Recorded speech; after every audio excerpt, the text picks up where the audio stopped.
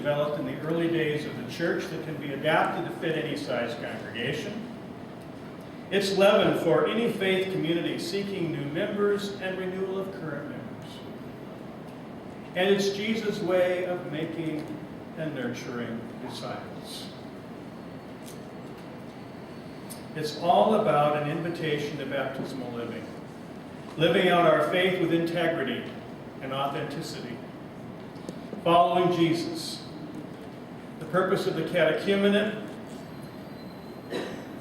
welcoming people into a deeper relationship with Jesus and with each other so they can live faithful lives of discipleship in God's Word.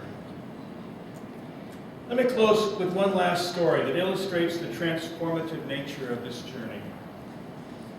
A friend of mine who's an Episcopal priest in the Dallas-Fort Worth area told of a young woman in her mid-20s who had found her way to his church one Sunday morning. He had a chance to visit with her after worship, and she shared a little bit of her story. She had not attended church since she was a very little girl and had never been baptized. She was single and pregnant, and her parents had told her they wanted nothing to do with her. She was alone and in search of a caring community and a forgiving God, much like many in her own peer group. The priest told her that a new discipleship group was beginning and she'd be more than welcome. He invited her to come to one of the first inquiry sessions where she met others like herself who were seeking and asking questions. She found a place of acceptance that she had so deeply longed for and decided to continue on this journey toward baptism. She bonded quickly with her sponsor, who was an older woman and a wonderful mentor. Holy Week came, and on Wednesday, she went into labor and ended up in the hospital. When the priest entered her room, he saw not only a beautiful baby girl cradled in the woman's arms, but a room full of her friends from the catechumenate journey, including her sponsor. They were all there to support her as part of her new community of faith.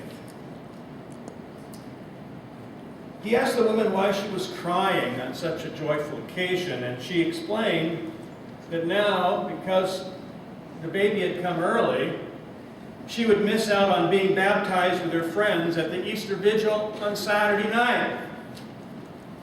The priest assured her they would work something out. And sure enough, she and her baby were baptized together on Pentecost Sunday, and the entire catechumenate group stood up at the font to support her and her newborn child. Again, she was crying that day, but her tears were tears of joy. To recap, disciple making. God's mission is to heal and bless a troubled world, and the church's task is to create disciples of Jesus who live differently and can make a difference in the world. So let us go out into all the world to baptize and make disciples. Thank you.